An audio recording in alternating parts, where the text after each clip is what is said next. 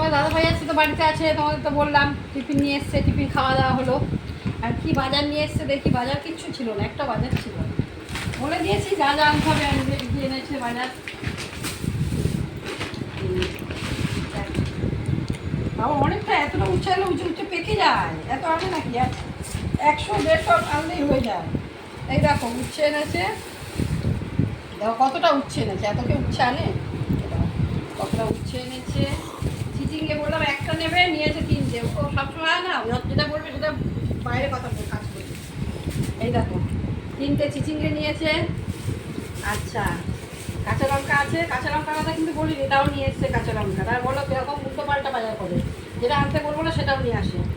এই যে কুমড়োটা আনতে বলেছিলাম, কুমড়োটা ভালো হয়েছে, কুমড়োটা দেখতেও ভালো হয়েছে। এ দেখো লঙ্কা নিয়ে এসেছি, এই কালো লঙ্কা নিয়ে এসছে। আর এই যে শশা এনেছে, অনেকগুলো এনেছে শশা।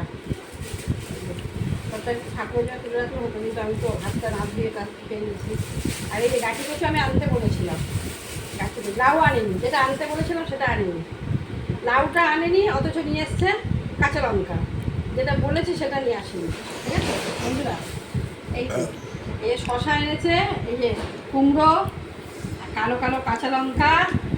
কাঠি কচুটা দেখতে ভালোই মনে হচ্ছে, জানি না খেতে কেমন হবে।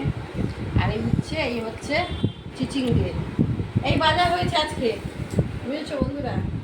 বাজার অল্পই করতে বলেছি, বেশি করতে বারণ করলাম। কেন রেগুলারই তো বাজার বাড়ি থেকে যায়, ওই জন্য করতে বারণ করলাম। তা আমার বাজারগুলো কেমন হয়েছে কমেন্ট করে জানিও। কুমড়োটা কিন্তু খুব ভালো হয়েছে, কুমড়ো রঙটা খুব সুন্দর, দেখো কুমড়োটা ভালো হয়েছে। উচ্ছে কুমড়ো ভাজা আমি আমার মেয়ে খুব ভালোবাসি খেতে।